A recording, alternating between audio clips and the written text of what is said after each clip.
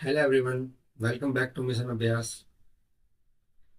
आज हम अपनी पीवाईक्यू सीरीज का पार्ट 2 डिस्कस करेंगे।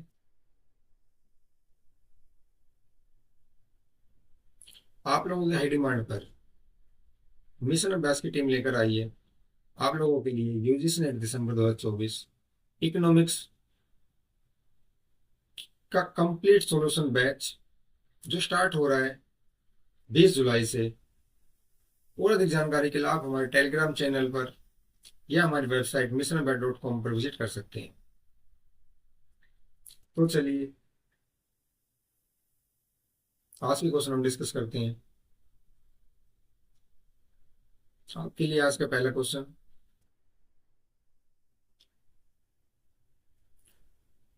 Phillips curve,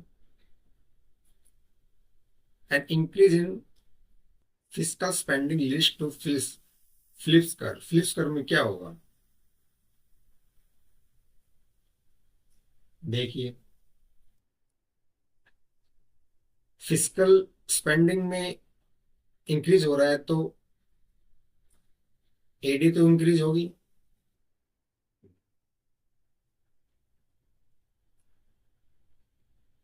S AD S increase हुई। एडी, फिजिकल स्पेंडिंग इंक्रीज होता है तो एडी इंक्रीज हो गई। शॉर्ट टर्म लार्ज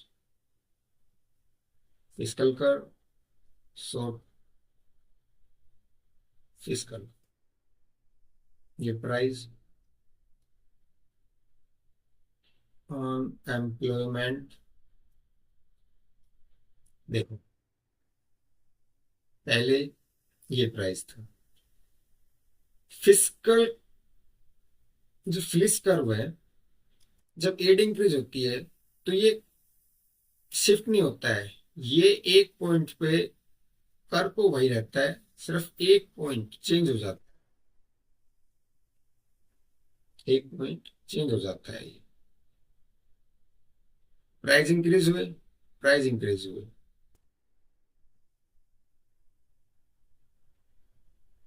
ये एम्प्लॉयमेंट है यहाँ पे, ये डिक्रीज हो गया।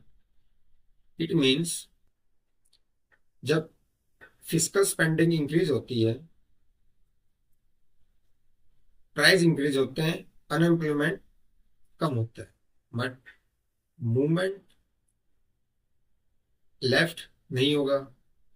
फिजिकल फ्लिप्स कर कोई चेंज नहीं होगा, but movement along the Phillips curve, Phillips curve पर मूवमेंट होगी, and such that unemployment rising, ये राइजिंग नहीं, कम हो रहे हैं, डाउन होगा। इन्फ्लेशन आल्सो राइज, प्राइस तो इंक्रीज हो रहे हैं, एडी इंक्रीज हुई है, स्पेंडिंग इंक्रीज हुई है, प्राइस तो इंक्रीज हो रहे हैं। इट मीन्स ये आंसर है। एग्जामिनर ये आंसर देना ही भूल गया था, इसलिए फोर्थ आंसर है इसका। नेक्स्ट क्वेश्चन,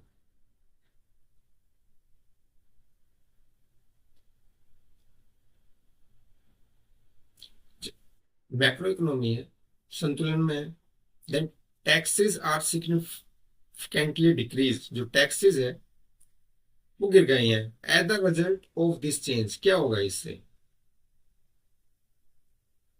ये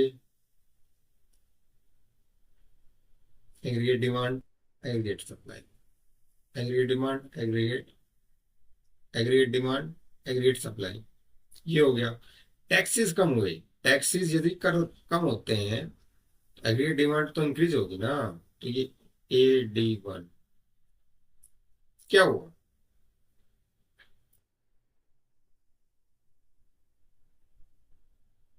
there is expansion,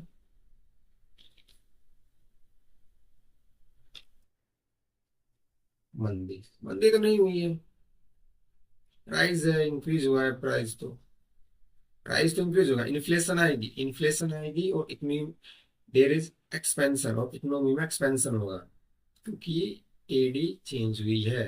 it means इसका आंसर है third. Next question,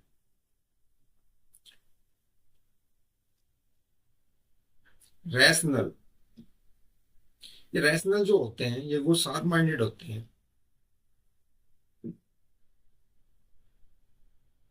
hypothesis suggest that the forecast that people, जो इनकी फोरकास्ट होती है एक्यूरेट, करेक्ट, बहुत कम चांसेस होते हैं ये गलत हो। That people make future inflation rate, ये क्या है? अब इसका आंसर ये है, आर करेक्ट। अब देखो, शार्प है, एक्यूरेट है, फिर भी कुछ एरर, रैंडमली एरर होने के चांसेस तो सभी के बने रहते हैं। इसलिए ये है, कोई भी कंप्लीटली सही नहीं हो सकता, और सभी से ज्यादा सही है, पर फिर भी इसमें रैंडमली एरर होते हैं। Next question,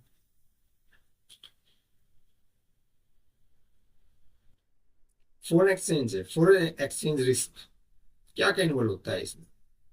transaction exposure, transaction लेन देन, अकाउंटिंग, अकाउंटिंग अकाउंटेबिलिटी से रिलेटेड, एंड अब थर्ड क्या होता है?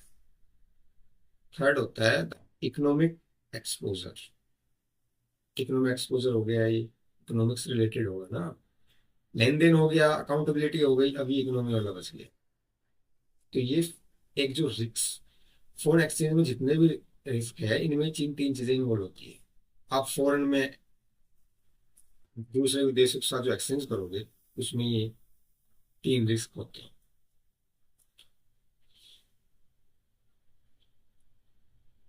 Three pillars of the Asia Pacific economic corporation, APEC, ये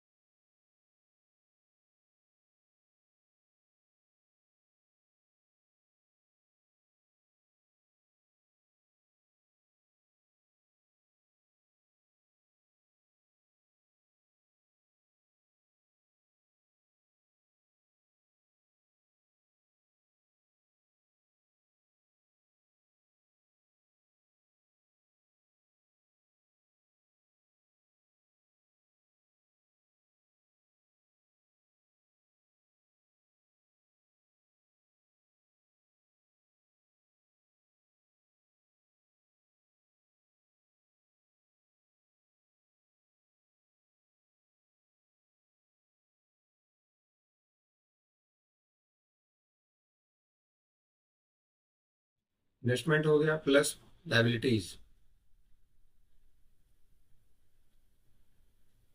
investment income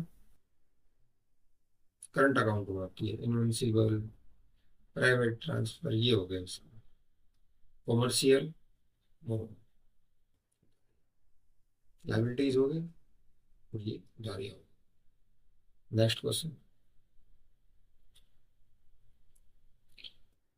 balance of payment में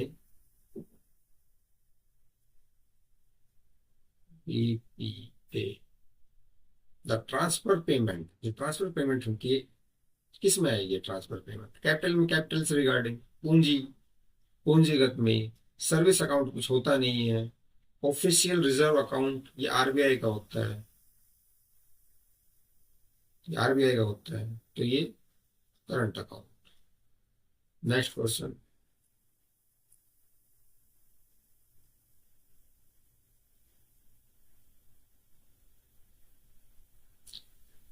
कैलकुलेट करनी है rate of effective protection by using the formula. एक तो ये आप इसे फार्मूले को याद कर,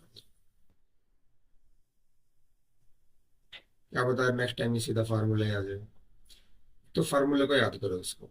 अब आपको इसमें कुछ नहीं करना है, the value of T, T का पता करना है, ये वैल्यू पता करनी है, याद है, ये वैल्यू पता करनी है। ठीक है, आपको क्या दे रखा है, जी दे रखा है, जी दे रखा है, A1 दे रखा है, टी AI दे रखा है, TI दे रखा है, देन डब्ल्यू टी। पुटअप करो इसको सीधा, जी 0.3, टी की वैल्यू निकालनी है, AT है 0.8 मल्टीप्लाई 0, कुछ जीरो ही है, 1 माइनस 0.8, तो 0.3 टी, टी तो ऊपर जीरो हो गया, 1 0.2 टी, टी 0.6, ये आंसर है। एग्जामिनर ने एक गलत क्वेश्चन के ऑप्शंस में तो सभी को नंबर मार्क्स मिलते हैं इस क्वेश्चन में।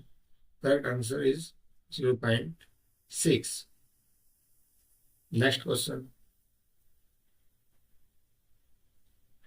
The the provisions under the membership clause of the IMF is that any country can become a member if, ये क्या कहता है कि IMF के सदस्य खंड संबंधी खंड के अंतर्गत प्रावधान है कि कोई देश सदस्य बन सकता है यदि, कब सदस्य बनेगा वो, जब the country is willing to be a member of the World Bank and willing to pay subscription, वह देश विश्व बैंक का एक सदस्य बनने का इच्छुक है और योगदान को देने का भी इच्छुक है, तब वो IMF का एक मेंबर बन सकता है। Next question, according to the Marshall law, देखो मार्शल कंडीशन है the foreign exchange market stable, stable होता है the sum of the elasticity of demand for imports, आपको याद रखना है, ये बहुत बार आता है, price elasticity export, demanding export कर दो, plus price elasticity import demanded goods greater than 1, इसका आंसर है मोर देन 1। ठीक है, ये जब दोनों ही इलास्टिसिटी ग्रेटर देन 1 होती है तो जो फॉरेन एक्सचेंज है वो अच्छा रहता है, एक नंबर सही रहता है। ठीक है, इसका आंसर हो गया 4। Next,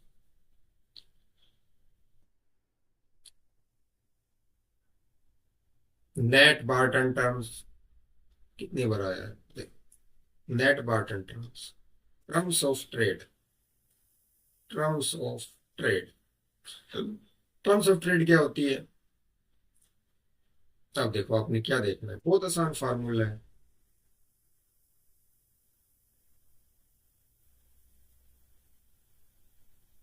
export import multiply 100, price index of export, export import, ऐसे याद करो इसको, एक्सपोर्ट बटे import, export upon import multiply 100। अब आपको क्या चीज याद रखनी है इसमें, ये तो खत्म हो गया, इन दोनों को तो एलिमिनेट कर, यदि किसी क्वेश्चन में ये ना हो, ये ना हो तो इसका आंसर है ये। ठीक है, तो यदि ये है और ये भी हो तो इसका आंसर है ये, अब इसका आंसर हो गया 4th, price index of export upon price index of imports multiply 100, ये होती है टर्म्स ऑफ ट्रेड का फार्मूला, याद कर लेना, याद करो। नेक्स्ट,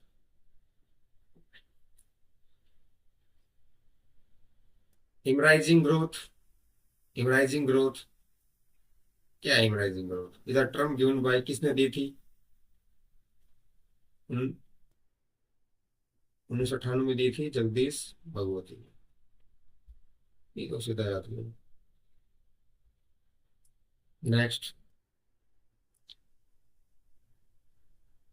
ये the following factor is not taken the market failure. Market failure में कौन से फैक्टर्स नहीं होते? ये हो सकता है, ये हो सकता है, लैक ऑफ डिमांड कभी नहीं हो सकता, ये नहीं हो सकता मार्केट फेलियर। ये का ही आंसर है। पब्लिक गुड्स, एक्सटर्नलिटीज, ये सब हो सकता है, ये नहीं हो सकता lack of demand. Next question, which of the following is an example of public good. Public goods कौन सी होती है? पब्लिक गुड्स वो गुड्स होती है जो जो बंदा पे नहीं कर रहा, टैक्सेस पे नहीं कर रहा, फिर भी वो उन गुड्स को यूज कर सकता है, उन्हें पब्लिक गुड्स होती है। रेजिडेंशियल बिल्डिंग एक प्राइवेट बिल्डिंग है, किसी ने उसके लिए पे किया है, उसे सभी यूज नहीं कर सकते, ये प्राइवेट। नेशनल डिफेंस ये पब्लिक गुड होती है। नेशनल डिफेंस, राष्ट्रीय रक्षा सभी के लिए है, ऐसा नहीं है कि आपको मिलेगी, हमको मिलेगी, या किसी एक को मिलेगी, ए को मिलेगी बी को नहीं मिलेगी, ऐसा नहीं है। तो national defence public good. Restaurant में भी वही हो गया, swimming pool of a house ये भी वही हो गया। Next question, tax is the said to be direct. किसी टैक्स को डायरेक्ट कब कहेंगे? वैन, अब देखो दो चीजें हैं, इम्पैक्ट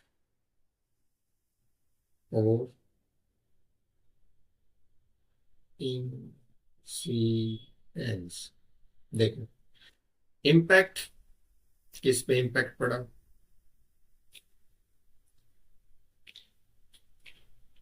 और इंसिडेंट, इम्पैक्ट होता है लागू, किस पे लगाया, किस पर लगाया। और कुछ इंसिडेंट होता है बियर, किसने बियर करा, या पे किसने रखा है। ये इम्पैक्ट होता है ओरिजिनल पॉइंट, और जो इंसिडेंस होता है वो होता है फाइनल पॉइंट।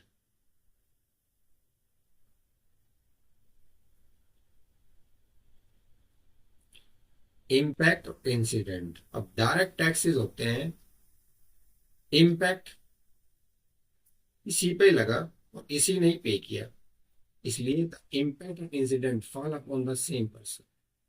ये नहीं है कि इस पे लगा। अच्छा, इनडायरेक्ट, जो इनडायरेक्ट होते हैं, इनडायरेक्ट, इनडायरेक्ट में यही तो होता है।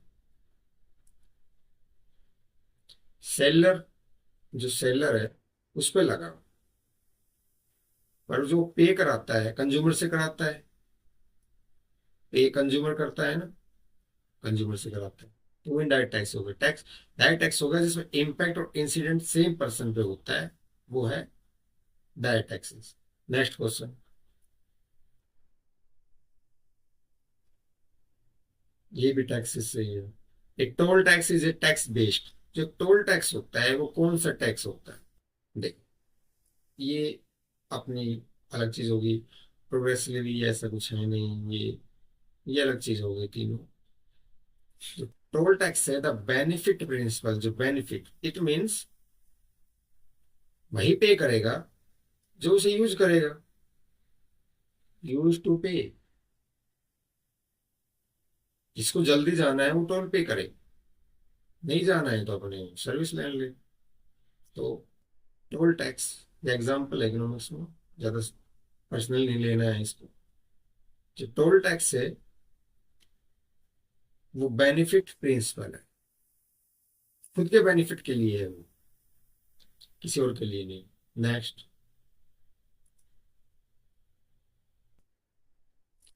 Vertical equity in taxation means, अब फ्री टैक्स। वर्टिकल और हॉरिजॉन्टल, ये दो होती है। देखो एग्जाम्पल देखते हैं, आसान है, कोई ज्यादा है नहीं, बहुत ईजी है।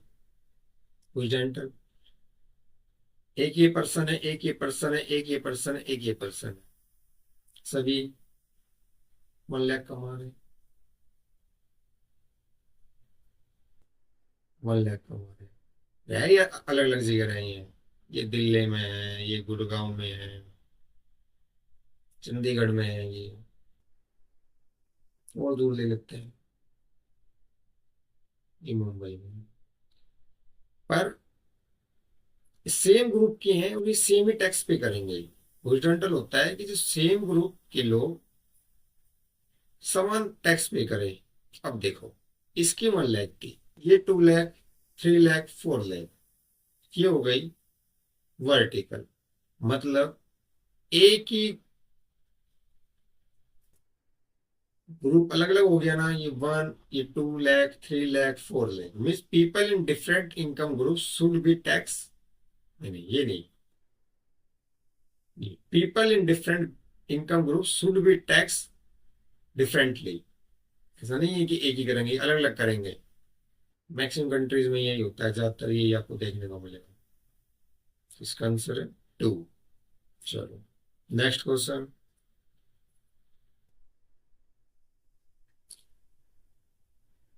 विच of the following is a not part of Wiseman और पीकॉक हाइपोथेसिस। वैसे देखो, सीधा करना हो तो ये टैक्सेशन इफेक्ट नहीं आता है इसमें। ठीक है, इसका आंसर 4 है। उससे पहले थोड़ा समझ लेते हैं इसको। देखो कुछ नहीं है, बहुत इजी है। एक ये पॉइंट है, एक ही पॉइंट है यहाँ पे। ये है, जब गवर्नमेंट ने कुछ भी नहीं किया, मतलब ओल्ड टैक्स और ओल्ड ही एक्सपेंडिचर, टैक्स गवर्नमेंट एक्सपेंडिचर, ऐसा नहीं है कि हमारा है। एक ही पॉइंट है। अब क्या क्या है, गवर्नमेंट ने अपना टैक्स, टैक्स और एक्सपेंडिचर दोनों इंक्रीज कर दिया। मतलब देखो यहाँ पे 5 था गवर्नमेंट, ये 10 एक्सपेंडिचर था। तो यहाँ पे जो ये एक ही पॉइंट बन गया, जैसे कि ये ओ मान लो इसको, हम ए तक गए। ठीक है, और जो ये पॉइंट है, इस पे न्यू टैक्स और न्यू एक्सपेंडिचर, टैक्स कर दिया 10, एक्सपेंडिचर कर दिया 15, 10 15 कर दिए। इस पॉइंट से इस पॉइंट तक हम गए, इसको क्या कहेंगे, प्लेस चेंज हुआ ना, तो डिस्प्लेसमेंट इफेक्ट हो गया ये। जब प्लेस चेंज हुआ, हम ओ से ए पे गए, डिस्प्लेसमेंट इफेक्ट हो गया। अब क्या, एक एक पॉइंट बना। अब यहाँ पे अपने जितने भी इकोनॉमिस्ट हैं, उन्होंने, या जो भी अपने बुद्धिजीवी है, उन्होंने आर्गुमेंट किए, न्यूज की, मीटिंग्स की। उन्होंने कहा कि नहीं, ऐसे नहीं। उन्होंने इंस्पेक्शन किया यहाँ पे, वो अब एक नए पॉइंट बी पर आ गए, ए से बी तक आए। इसका है इंस्पेक्शन इफेक्ट। उन्होंने इंस्पेक्शन की इस चीज को। अब फिर ये ओल्ड टैक्सेस, यहाँ पे अपनी म्यूनिसिपलिटी, म्यूनिसिपलिटी, हमारे अपने छोटे ऑर्गेनाइजेशन, इन्होंने किया। अब ये ऐसे चलेंगे, फिर ऐसे चलेंगे, फिर ऐसे चलेंगे, फिर ऐसे चलेंगे। इन्होंने यहाँ पे गहनता की। इसको आप कह सकते हो कि सेकेंडर प्रभाव, सेकेंडर प्रभाव है एक तरीके से, या गहन अध्ययन किया तो ये इफेक्ट हो गया है। डिस्प्लेसमेंट इफेक्ट ये हो गया है, इंस्पेक्शन इफेक्ट ये हो गया है, कंसंट्रेशन इफेक्ट ये हो गया है। मीन्स पीकॉक हाइपोथेसिस, पीकॉक ये है,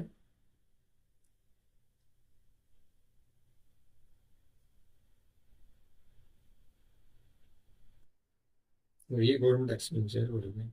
इसको आप लोग बताना ही क्या है। ठीक है, ये आप लोगों के लिए। ये पिको, पिको कहता है कि नहीं, ऐसे नहीं बढ़ता है गवर्नमेंट, ये सीढ़ी नुमा में बढ़ता है। पहले ऐसे जाएगा, फिर ऐसे जाएगा, फिर ऐसे जाएगा, फिर ऐसे जाएगा, फिर ऐसे जाएगा, फिर ऐसे जाएगा। ऐसा नहीं है कि सीधा बढ़ा और यहाँ दे यहाँ पहुंच गया, नहीं ऐसा नहीं होता है। तो इसमें जो ये अपना हाइपोथेसिस, इसमें ये टैक्सेशन इफेक्ट नहीं लेते हैं। नेक्स्ट क्वेश्चन, डेब्ट रिडक्शन मीन्स वापिस करना, इसका मीन्स होता है वापिस करना, ठीक है। डेब्ट क्या हो गया, जो गवर्नमेंट लेती है, गवर्नमेंट बोरो करती है, वो डेब्ट हो गया है, वो वापिस करती है। अब इसमें कौन सा मेथड यूज नहीं करती है, देखो, सिंकिंग फंड, रिफंडिंग, ऐसा तो नहीं है रिफंडिंग करेगी, कैपिटल वाले कैपिटल के तरीके से यूज करती है वो। सिंकिंग फंड देखो, सिंकिंग फंड देखो एक ही है, एक इसको आप गुल्लक मान सकते हो, 1-1 लाख, 1 लाख आपने कई साल तक जमा की, उसके बाद एक टाइम के बाद आपको वापिस मिलते हैं किस्तों में। सिंकिंग फंड, रिपुडिएशन, जो ये वर्ड है ना, इसका मीनिंग होता है सीधा मना करना।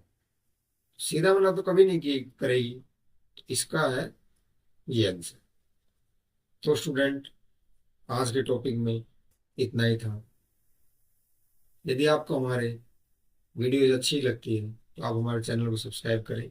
आप हमारे न्यू बैच जो 20 जुलाई से स्टार्ट हो रहा है, उसके लिए हमारे टेलीग्राम पेज या हमारे वेबसाइट पर विजिट करना ना भूलें। मिलते हैं हम अपनी अगली वीडियो में। Thank you.